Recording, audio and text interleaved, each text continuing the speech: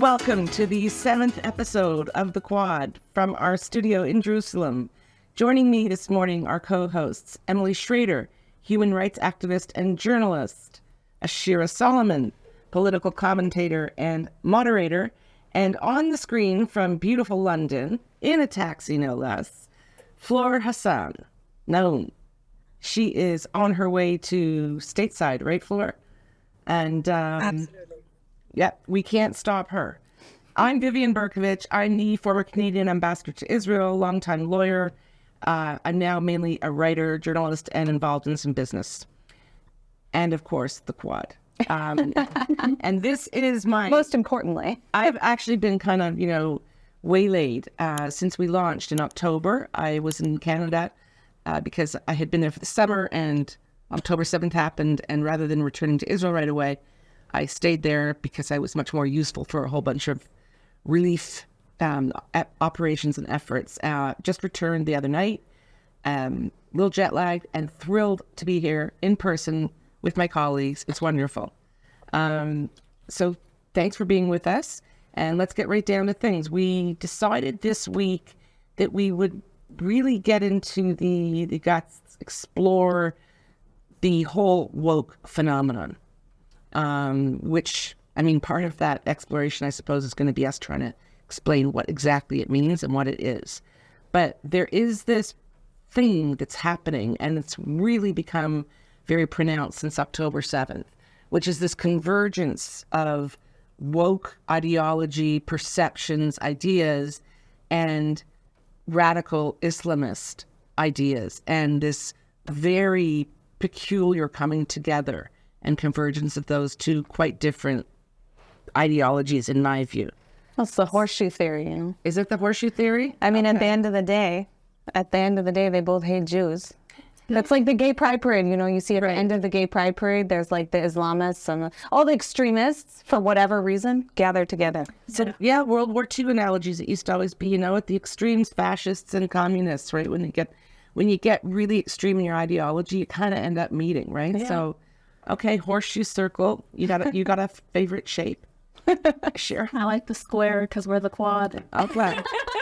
Good answer. Rectangle. Fleur.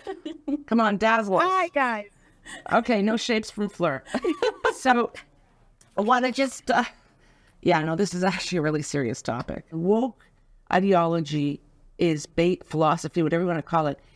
The way I see it, you guys are closer to it, probably just because of age, but the way I see it, it's like everything is assessed through the prism of identity, skin color, which is part of identity, and ethnicity, and then that kind of determines where you stand on the privilege scale, right? Right. Okay. That's exactly woke. Yeah. And so Jews, somebody who decided all Jews are white, they obviously haven't met you, Ashira. Didn't you know you're white? Yeah, somewhere deep down in there. So I'm a white supremacist. No, that's me. And Jews are white, and therefore we are the most privileged of the privileged, which means we're the greatest oppressors and colonizers, and we are right at the very peak of that oppression pyramid, right?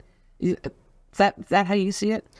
Yeah, I think that's pretty accurate description of the whole woke mindset. It's about oppressed versus oppressor. It's simplifying things into binary choices, and unfortunately, that's not the reality of really any conflict, but especially this conflict. There's a lot of gray areas. There's a lot of complexity, and so to put people in either box is kind of deterministic, and we see how much of an impact, a negative impact, that's had on even the Palestinian society. This whole concept of like perpetual victimhood, which UNRWA promotes, a generation after generation of refugees. Gigi Hadid is a refugee. Like this type of mentality, it's crippling to, in some cases, specific minority groups. And in a way, it's been this self-defeating cycle for Palestinians. Absolutely. And then Palestinians who are brave enough to speak out against it get slammed by other Palestinians. So it's not unique to them, but it's particularly problematic, I think, with the both Palestinian diaspora and the Palestinians in the West Bank and Gaza. Yeah. Before we even get to the topic of Palestinians, I would like to back up to wokeness, because wokeness was rooted in America, became blacks and whites, and it came out that there was this white privilege. I'm really interested in how they were able to get mostly, I would say, a large part of the younger generation to become woke and to adopt these ideologies. And I think it really speaks to the moral decline in our society in the United States. I think since in the U.S. especially, they have replaced God with government, money, and materialism, but most of all themselves. So there's all of this self-righteousness. All of our messaging is about self-love and focus on the self and the self and the self. The dangers of that is that human beings have a desire to connect with something outside of themselves, something higher. And so what we see is they're not connecting with God, so they need to connect with these trends and these movements. So then that's when we see BLM says, post the black square, and everyone posts the black square because they feel connected. Or hashtag Free Palestine, and everyone's jumping on movements that they don't have any information about, and they don't necessarily want to be informed about it. It's not connected to their personal values. And there's dangers in that. The danger in wanting to either be a noble victim, either you are from this marginalized group and you find nobility in your victimhood, or you're a person that's white and you have white guilt, and now you want to be say, look, I stand with noble victims, so I have nobility. Click and follow and like what I'm doing. So every time Palestine comes up in the news twice a year, everyone posts the hashtag. The problem is there's dangers in blindly supporting movements that you don't know about. There are consequences, and consequences matter. And over here where we live, life and death is really at our door more than in the U.S., I would say. I mean, we just seen 3 people killed last week in Jerusalem, shot at a bus stop, a 16-year-old girl, a 24-year-old woman who was just married this February and who was pregnant. These hashtags and these and you supporting certain movements that you don't have any knowledge about, it has consequences, and the consequences are dangerous. So I would say that looking at this woke ideology, especially in the Jewish community, I seen someone post saying, if you are a Jewish parent and your child is now a progressive, say, a Nazi sympathizer or hashtagging Free Palestine, you did something wrong. And so I really think that we can determine the health of a nation by the health of the families, because families make up a nation. And we really see that the families are not teaching the children, and the children are out here seeking trends and movements to be a part of. A lot of interesting commentary packed in there. I'm going to have to jump on the very end as a parent and say that we parents can really neither take credit for when our kids do stuff in a way with which we agree, nor can we sort of blame ourselves when they kind of go on the skids, because they all do it. So I'm with you until that. I'm not a parent, but I actually do agree. I can't blame the parents. Claire's a parent of 4. Yeah, I want to pick up on what both Emily and Ashir are saying, because I really agree with Emily that it's become very binary, the oppressed and the oppressed. But the irony is that we're supposed to be living in this crazy non-binary world. Right. 25 different genders, and that's the non-binary. And the rainbow flag keeps getting bigger and wider, and they're inventing colors. And yet for this, it's black or white. It's this or that. And that is a really interesting and very sad and depressing phenomenon. To go back to Ashira, and we'll be talking in a little bit with parental coach Avital Schreiber. There is a lot at fault with the American parents, because the American parents think that parenting means protecting your child from anything uncomfortable, anything that they bother them or will not agree with. Building up resilience as an adult is being able to talk to people you don't agree with, is being able to face situations that are a little bit difficult. I say this to my kids all the time, and I'm by no means a model, mommy me. But when my children come to me and they say they're upset about something, and they tell me this is affecting my mental health, and I say to them, this is life. This is not mental health. Mental health is being able to deal with difficult situations. We're not at the point of a depression, thank God. But what I'm saying is that feeling uncomfortable about something, being in a difficult situation, does not mean you're going through a mental health crisis. It just means you're coping with life. And I think that American parents have helicoptered and shielded and turned their kids into snowflakes to the point that they cannot hear a dissenting opinion. And on that, I agree with Ashira.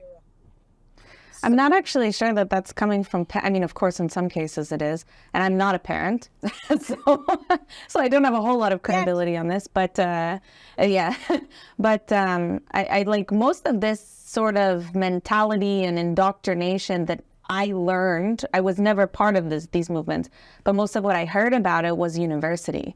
It was coming from, in some cases, like high school, but at the time I was in high school, a little bit less, I think, than now.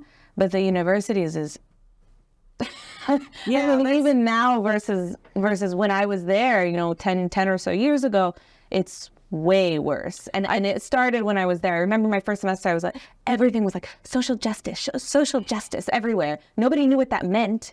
Nobody knew what they wanted, but that was like the theme of the whole university, social justice. It's mutated a lot. What that means. I want to just respond to, kind of wrap up the sort of the binary, the uncomfortable binary nature of this whole woke thing, because what I'm sort of totally fixated on are two things. One is the speed with which it spread since October 7th. I mean, it was all the elements were there, but there was this like perfect storm, right? Where you had the wokesters, if I can reduce them to that, and the sort of pro-Hamas / Islamists, if I can reduce them to that.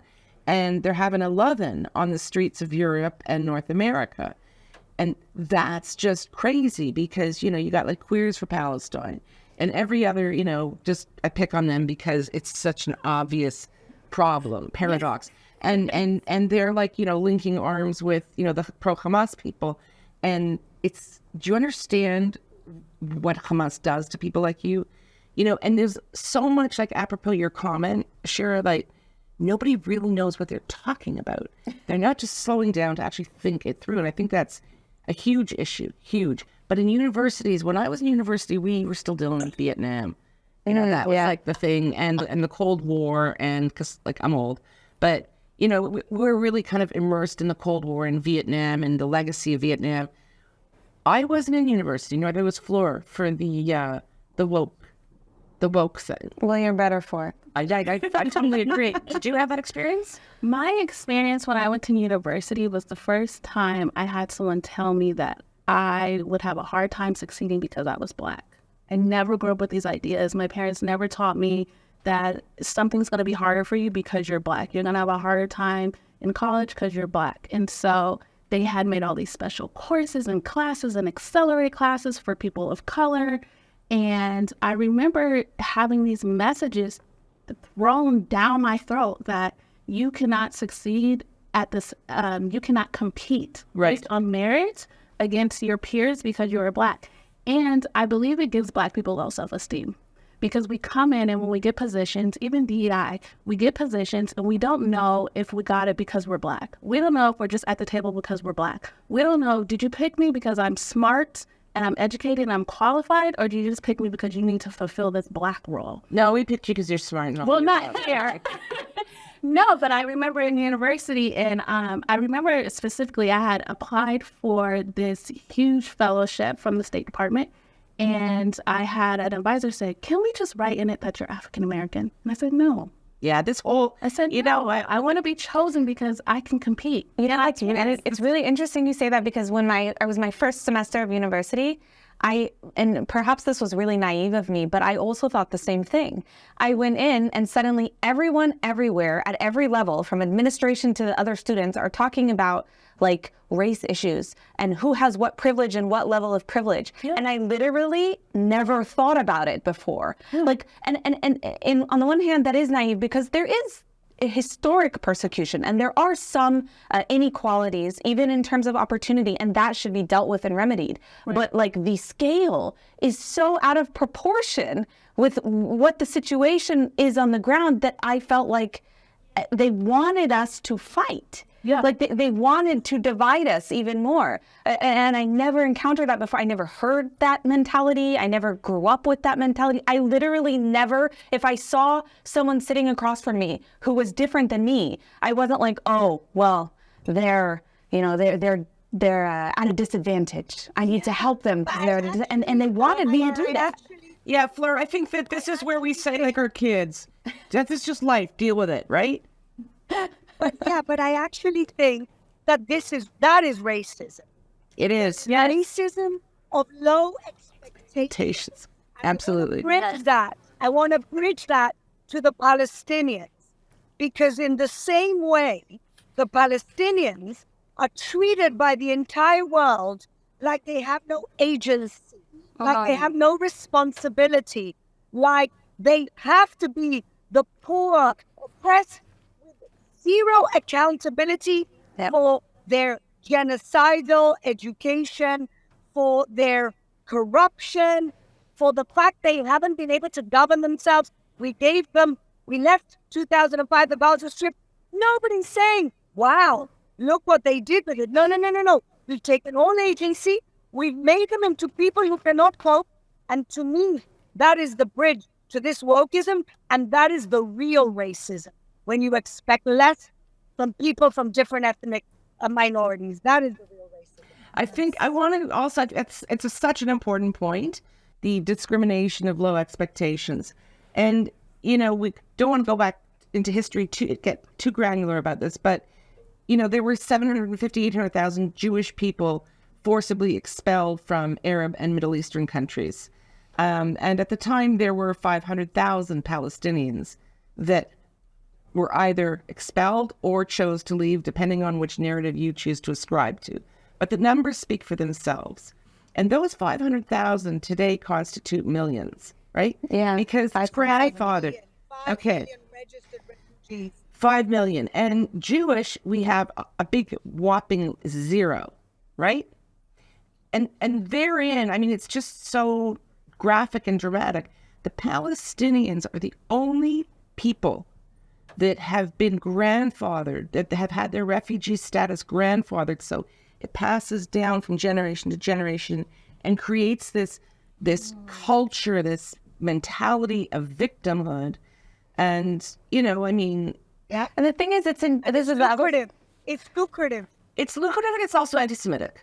Because it is promoted by the UN, but that's maybe another show. But, I think what we want to do is kind of try to, let's tie that, because we're talking about woke, we're talking about the victimhood thing and the narrative. And what we haven't spoken about yet, and I'd like to hear from you on this floor, is the curriculum in the West Bank and Gaza schools and the UNRWA involvement in overseeing that curriculum and promoting it. It's supposed to be, about reading, writing, arithmetic. And as we know, a lot of their arithmetic problems are like, how many Jews did you shoot today and how many are left? Yeah. So can you talk a bit about that? Okay, so I've been doing a deep dive for a number of years now on the Palestinian Authority curriculum, because it's actually, I realized that in Jerusalem, we have the same educational curriculum that you have in Gaza.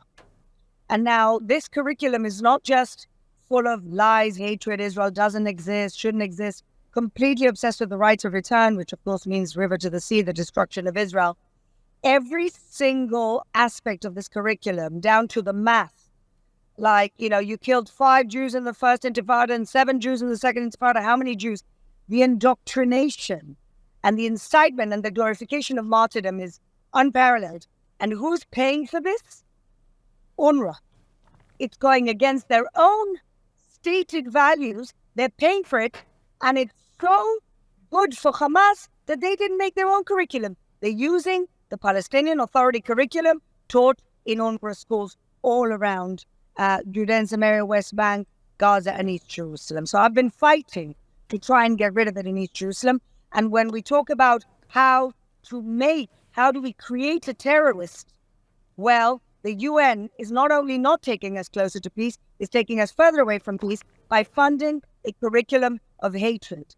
And from going to how to create a terrorist, I had the privilege of talking to parental coach and expert Avital Schreiber of how you create a terrorist sympathizer. I'm very proud that my co-host, Ashira Solomon, and I are interviewing an expert.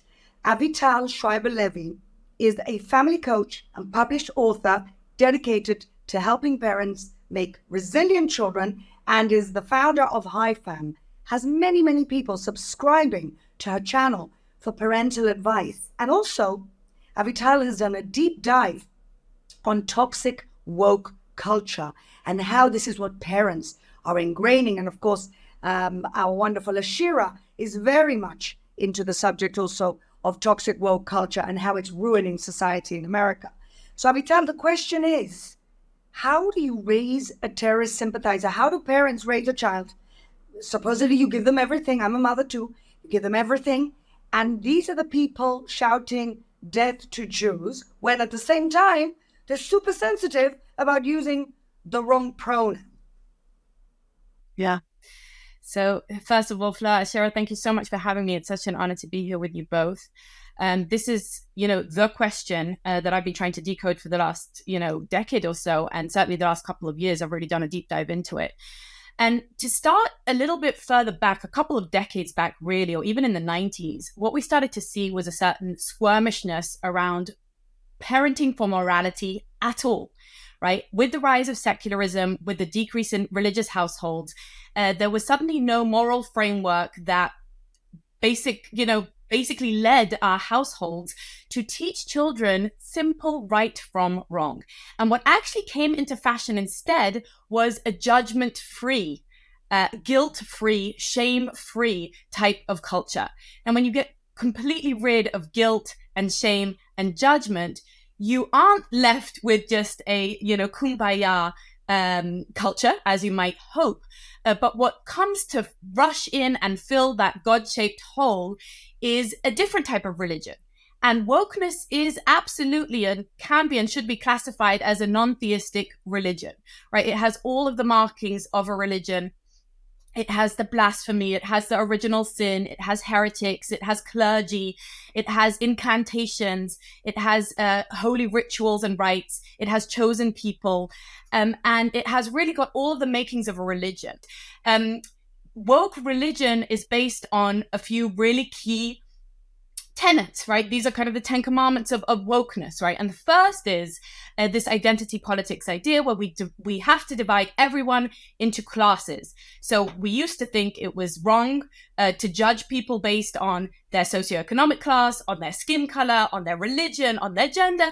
But wokeness has brought all of that right back. And now it's exactly the way we should judge people. Now, once you base everybody on immutable characteristics, on intersectionalism, right? It becomes the opposite of colorblindness. It becomes an us versus them mentality. We have this kind of triangle, the oppressed victimhood hierarchy.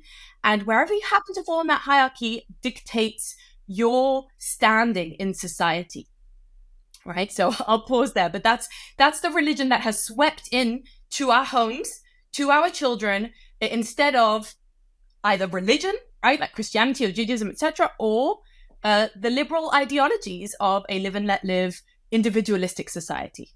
Avital, thank you so much for unpacking all of that. What I really want to get at and what I'm really trying to understand is, we know that in America, the Jewish population is widely liberal, and they did support a lot of these woke ideologies and groups. But why do you think that Jewish people, being a minority, also have been marginalized? Why aren't they also included in one of the tenets as an oppressed group, and all the other marginalized communities are allowed to be, accepted into the religion, but not Jewish people? Yeah, that's a really great question. The reason is, and Thomas Sowell said this perfectly, right? He was asked, what can the Jews do to minimize anti-Semitism? And he said, I can answer that in one word: they need to fail. And he said, when you fail, then you're considered a minority. Successful minorities are disowned by wokeness. So they won't show the transgender who isn't victimized and isn't, upset at transphobia and feels empowered and feels safe in America and feels that they have 100% equal rights to everyone else, because that transgender person doesn't represent the party very well. They have to show people who have gripes. I don't know about you, but I grew up with the idea that we were slaves in Egypt, and through great, tremendous miracles and with tremendous gratitude, we were able to be free. God freed us, right? And that the idea that I was always taught was that with that freedom comes tremendous responsibility. Because you were slaves, you have the responsibility to the orphans and the widows among you. You have the responsibility to take care of the weak because you yourself know what it's like to be weak. It was never because you were slaves, everybody else should take pity on you. It was always you lift yourself up by your bootstraps. And wokeness doesn't like that model, right? It doesn't fit. It's like, what? You're not benefiting from your victimhood. You're not going to moan about it for the rest of your life. That doesn't work. What you're describing to me is almost a mirror image of the so-called Palestinian cause, who have been kept victimized, or victimhood has become their religion in order for UNRWA and the money and the peace, so-called peace industry. It's almost a mirror image, but I just want to get one last thought from you. And that is, we all saw a couple of days ago the real disgraceful farce of academia and the presidents of those universities of MIT, of Harvard and Penn, basically not being able to say that calling for the genocide of Jews is harassment. Now, you are an expert on parents, but this is where the kids go. Why is academia, why did they buy this lock, stock and barrel? The professors? Yeah, academia as a whole. These are the clergy of this religion, right? These are they are wearing the cloaks. They are holding the masses. They are absolutely the leaders of the church of wokeness. And they are saying it to us in our face. They're saying it to us under oath. They're saying it to Congress. We need to believe them when they say who they are. Who are they? They are people who can create an incredible word salad. They can say a lot of things without saying anything. And they are morally completely confused, if I'm being generous, but depraved, to be honest. And look, this is not a glitch, okay? This is not a bug. This is a feature of wokeness. And this type of violence is absolutely a feature of wokeness. This type of evasion of moral depravity. Look, they are not a liberal movement. So don't be confused by words. One of the key things you have to understand about wokeness, just like the Black Lives Matter movement, it's brilliantly named, because who couldn't agree with that? But they follow their actions rather than their titles, right? They are able to redefine colonialism, genocide, apartheid, whiteness. They're going to redefine microaggressions. These are the people who say words are violence and silence is violence and baking babies in an oven is freedom fighting. Okay, It just beggars belief. Ashira, one last comment or question for Avital. One last question for you, Avital. So circling back to the parents, we know that we have a whole generation that finds nobility in victimhood or finds nobility in supporting victims. What is your advice to parents to take back our children, to bring morality back, even if they are not religious, but to remove the woke religion and replace it with true morality? What is your message to the parents? I would really encourage us parents to take back the reins of moral guidance. I think it's our first responsibility to our children after keeping them safe is to actually give them direction in life. It's not enough for us parents to just say things like, well, he'll figure it out for himself. Well, everybody's entitled, to brainwash my child in the school system or in this institution or in that institution. No, we stand for certain things. I brought you into this world with a certain expectation. And that's another thing that's, we've got squeamish about expectation, about standards, about giving real feedback to kids, about right and wrong, about good and evil, And we are going to need to bring back just a little bit of judgment into our lives as parents and teach our children to be discerning and to be able to sort fact from fiction. And I'll just say one last thing here is one of the tenets of wokeness is believing feelings over facts. Right, is that facts don't actually matter. That's why all of us are so exasperated, because we can present woke people with a plethora of evidence, right? I believe in feelings. I think feelings matter, but feelings are subjective, and we can't run our world and our laws, etc., based on people's feelings. And you being hurt or offended by something doesn't make it illegal, doesn't make it not true. The fact that you don't like to know what happened on October 7th doesn't mean that it didn't happen, right? And we as parents need to teach our children, you know, sweetheart, you can have your subjective truth about whatever you want, but there is meaning to the facts. There is meaning to the truth. And evidence does matter. And that's something that starts from home, where parents say, honey, I get that you're disappointed about this, but here are the facts. And we're able to actually have a conversation with them about the truth. Avital, this has been so enlightening. I wish we had another hour. I'm sure we have lots more questions. And Ashira and I, as well as our other co-hosts, would love to have you back on the show. Ashira? Wow, that was so insightful. Thank you for your time today. I learned so much. Me too. Thank you, Avital. Yep. It was such a pleasure being with you, ladies. Thank you so much for having me. That was such an interesting discussion. And I did want to, though, just circle back very quickly to make a few points that I think are really important about UNRWA that we were discussing before the interview. And one thing that I think many people aren't totally aware of is UNRWA basically operates on the basis of donations from countries around the world, primarily, though, Western European countries, Canada, and the US. That's where all its money comes from. And it receives all of this money and says, okay, yeah, we're going to allocate, this money to health and this money to education, and our education curriculum is going to align with all of the standards that you expect. So no hate, no this, no that, which is actually an outright lie.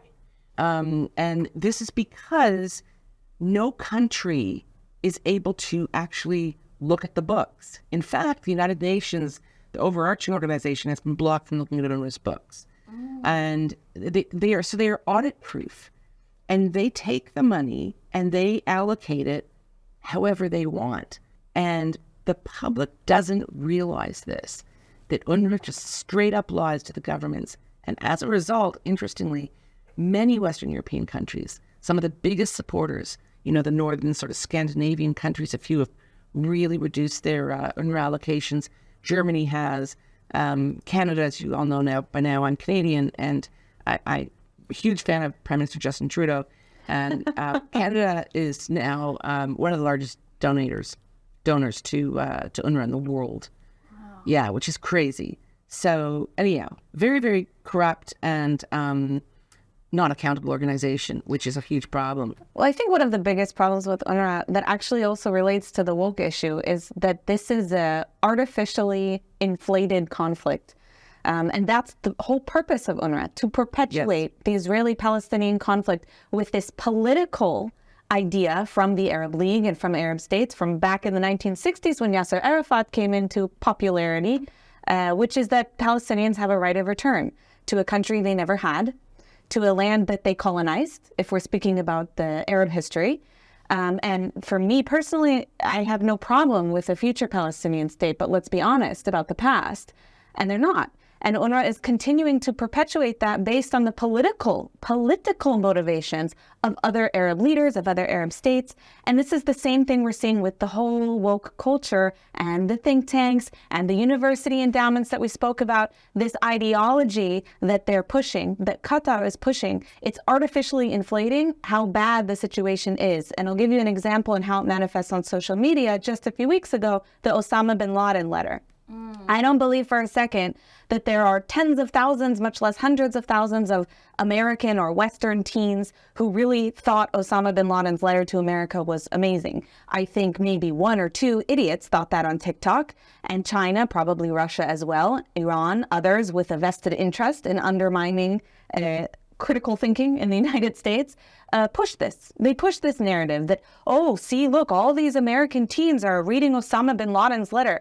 They don't really care maybe one or two do. And so we hear all this noise about how the situation is such, and then that's how more people jump on the bandwagon, not because there already is a movement. So they're making it into something that's bigger than I think it really is. And we see what the results are here on the ground. It is, as you mentioned, it is an issue of life or death. It's not just a conversation. And that's why UNRWA is so dangerous, and these textbooks. Shira, you get to back clean up on UNRWA. I have more questions. I was reading this report put out by Impact SE, which is a organization that monitors a curriculum that needs to follow the standards of UNESCO. So I read this report that they just put out in November, so last month, and I'm trying to figure out how UNRWA was allowed to let staff and teachers who are involved with Hamas teach students and being employed by UNRWA. There's no background checks. You know, one of the hostages was held by an UNRWA teacher. Yeah, because they're a part of Hamas. And so in this report, Impact SE has all the employees of UNRWA schools, and they have everything they posted on Facebook and Instagram. And in these postings, they're saying, this is in Gaza, we've never had such a peace and joy in our heart after October 7th. They're posting, teachers were posting, it's either us or us. There's no room in this land for Jews. I mean, someone posted and said, we should not have let the hostages go. If you see any hostages in the street, kill them. They should all be murdered. So this also gets to the point of like, oh, innocent Palestinians, and they just want freedom and they want peace. No. Teachers are involved with Hamas, and their schools are breeding grounds for terrorists, and their teachers are also terrorists. I think so. Why doesn't UNRWA have like a background check or any standards? Because they hire. It's all UNRWA's Hamas. Hamas is UNRWA. I mean, I think that this is something we're gonna have to leave for another day, but it's also really, really important. You hear all the time Western leaders saying, "We know it's not the Palestinian people. We know it's not the people of Gaza. It's their leaders." And I'm sitting there thinking, how do you know that? I don't know that. Yeah, because polling actually shows otherwise. Exactly. Of course, it's not all. Exactly. But it's very difficult to poll in those places. Yeah. It doesn't look terribly fringe based on what we see in Gaza, in the Gaza Strip. And we know there are many other countries in which it's not fringe. So, you know, a lot of leaders, too, they just make stuff up because it suits their political narrative, agenda, whatever. Okay, we're going to move on to Scumbags and Heroes. Yay, Scumbags and Heroes. Fleur isn't with us. She may come back. She was in a taxi on her way to the airport and froze on us. So hopefully she'll come back in to finish up Scumbags and Heroes. But we're going to have to do it on our own, ladies. Who wants to start? Who's your scumbag of the week? So my scumbag is a member of Congress. It's not Rashida Tlaib this time. I know, shocking. But it is a member of the squad. I'm not doing Justin Trudeau this week either. So. And Janya Paul. So she did an interview this week with CNN's Dana Bash. It was horrendous. I've seen a lot of progressive women, generally speaking, they're quick to defend women's rights and speak out against using rape as a weapon of war, but downright silent on what we saw on October 7th and what might be happening inside Gaza right now to these hostages. Why is that? I mean, I don't know that that's true. I think we always talk about the impact of war on women in particular, but I think we have to remember that Israel is a democracy. That is why they are a strong ally of ours. And if they do not comply with international humanitarian law, they are bringing themselves to a place that makes it much more difficult strategically for them to be able to build the kinds of allies, to keep public opinion with them. And frankly, morally, I think we cannot say that one war crime deserves another. That is not what international humanitarian law says. Okay, with respect, I was just asking about the women, and you turned it back to Israel. I think we have to be balanced about bringing in the outrages against Palestinians. Yeah. No. If your response to a campaign of sexual assault and mutilation is, yes, but you're doing something wrong, it shouldn't be a political issue. It is not a political issue. Using sexual violence as a method of war is not a political issue. It's not okay if, Israel does it, which of course we don't. And it's not okay if Palestinians do it. Why is that so difficult for people to, why are you so into your own political ideology that you can't see something that spans all political ideologies, that affects all parties and women of all backgrounds? It's just infuriating to see this kind of nonsense from people who are lawmakers. She's a lawmaker. It's totally unacceptable. Yeah, well, as I tweeted to her, yes, but what? Sadly, I didn't get a response. Who's your scumbag, though? It's funny. My scumbag of the week is Amanda Seales. She is a well-known comedian. She has over 2 million followers. She took to her story this week to post on Instagram and said, listen, Hamas as an organization as a whole is being painted like they're just so terrible. Maybe there's a few bad apples, but Hamasians, she thinks there are people like Hamasians instead of saying Gazans. She's saying Hamasians may have a few bad apples, but we can clearly see that the media is trying to paint them as a whole, as that they are just so terrible and that they're coming to America and they're going to get us. She was like, that is by design and that is not what's happening. They're trying to say that, Hamas as a culture is of terrorism. It is of bad apples. And I think that from what we're seeing, that simply is just not a fair assessment. And even if there were a Hamasian that were a bad apple, that doesn't speak to the whole organization. And so first we went from not all Palestinians to now not all Hamas. Hamasians. And Is she like a successful comedian? yes, she's had an HBO show. Wow. And and she's gone to Columbia University. She's got all the degrees, mastered up, everything. Well, that means that's actually a case for why she supports Hamas. So, my only thing to say to her is okay, can you at least read the Hamas charter, and then you tell me if it's just a few bad apples. Actually, I'll do one better. Okay. I'll pay for her ticket. Bring her over. I'll take her to the border. With the Hamasians. The Hamasians. Or I can sometimes, on social media, I like to be gracious and offer them a choice of destination. So you can go to Gaza, South Lebanon, Syria, or Iran. Yeah. On me. And bye. Amanda Seales, she's willing to pay. Yeah. Sort of, you know where to find me. So my scumbag is a kind of composite, my scumbag of the week. But we're all on the women theme, and so we're all picking women. I'm going at UN Women, which is it's called UN Women. There's not UN Women's. It's like a super long name. That's why. But I went and looked up even past their Twitter handle. Anyhow, yeah. The UN Women. Let's call it UN Women's Directorate. And it's a really weird story because we've all known that there were horrific rapes, mutilations. Savagery on October 7th has not been a secret. We've had testimonies from women from that day. We've had forensic pathologist evidence. We've had the evidence from the people who prepare the bodies for burial. We have video from the savages themselves, right? And for some reason, that kind of got, apropos your scumbag, it just kind of got lost in the shuffle and wasn't really talked about and wasn't addressed directly.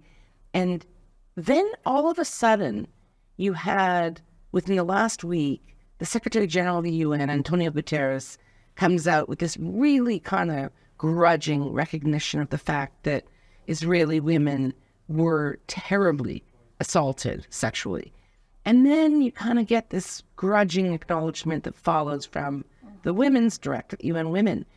And everyone's qualifying it, but we really need to do a lot of studies and damn it, they weren't there right on the spot with the rape kits to get it. It's they weren't waiting. Yeah. You know what? We will never know all the evidence. We will never know everything that happened that day, right? Because it took a week or 2 weeks sometimes to identify the bodies, but we sure as hell know enough. We know what was going on. So why are you guys all so intent on denying this?